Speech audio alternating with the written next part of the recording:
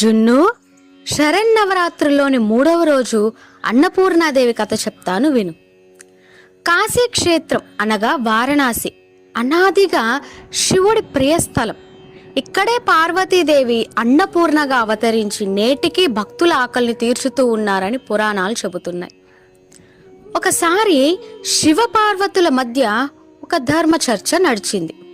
ఆ సమయంలో పరమశివుడు, దేవి, ఈ లోకంలో కనిపించేదంతా మాయే, అన్నం కూడా ఒక మాయ మాత్రమే, ఇది శాశ్వతం కాదు అని అన్నాడు.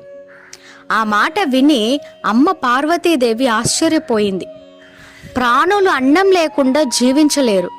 ఆకలి తీర్చే ఆహారమే జీవనానికి ఆధారం, దానిని మాయ అంటారా అని ప్రశ్నించింది. శివుడు తన అభిప్రాయం మీదే నిలబడ్డాడు. అవును దేవి అన్నాడు. శివుని మాటలతో అసంతృప్తిగా ఉన్న పార్వతీదేవి కాశీ నుంచి తాను వెళ్ళిపోవాలని నిర్ణయించుకుంది. నేను లేకుంటే ఈ జగత్తులో ఆహారం ఉండదు, ఆహారం లేకుంటే ప్రాణులు ఎలా ఉంటారో శివుడికి అనుభవం ద్వారా తెలియాలి అని ఆలోచించి తన దివ్య శక్తిని వెనక్కి తీసుకుంది.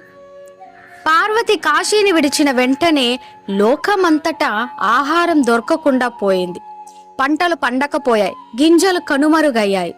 పిల్లలు, పెద్దలు, వృద్ధులు అందరూ ఆకలితో అలమటించసాగారు. దేవతలు కూడా ఆహారం లేక క్షోభ చెందారు. ఆ పరిస్థితిని చూసిన పార్వతి మానవుల ఆకలితో విలవిల్లాడుతుండడం తట్టుకోలేక అమ్మ మనసుతో ఆలోచించి తిరిగి కాశీకి వచ్చింది. అక్కడ అన్నపూర్ణ రూపం ధరించింది. ఆమె చేతిలో ఒక చెంచాతో, మరొక చేతిలో భిక్షపాత్రతో ఎల్లప్పుడూ అన్నం పంచే రూపంలో ప్రత్యక్షమైంది. అక్కడికి వచ్చిన వారందరికీ అన్నపూర్ణాదేవి అన్నం పెట్టి తృప్తిపరిచింది. ఆ సమయంలో శివుడు ఆకలిని అనుభవించాడు. ఆహారం విలువ తెలిసి తన మాట తప్పు అని గ్రహించాడు. తన దండలో భిక్షపాత్రను పట్టుకొని అన్నపూర్ణాదేవి వద్దకు వచ్చి భిక్ష అడిగాడు. అమ్మ తన చేతులతో శివుడికి అన్నం పెట్టింది. ఆ క్షణం నుంచి అన్నమే పరమాత్మ స్వరూపం అని అర్థమైంది. అమ్మకు అన్నపూర్ణ అనే నామం అప్పటి నుంచి ఏర్పడింది. శివుడు పరమాత్మ కదా, అన్నం విలువ తెలిసి అలా ఎలా అన్నాడు అన్న సందేహం మీకు రావచ్చు.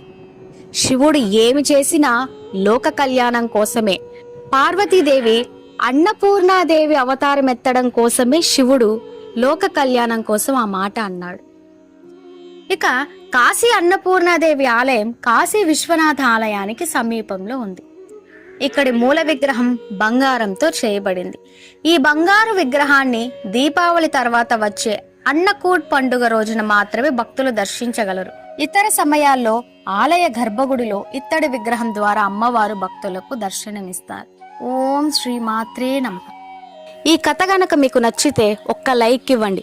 ఇలాంటి మరెన్నో వీడియోస్ కోసం వెంటనే మన ఛానల్ని సబ్స్క్రైబ్ చేసుకోండి.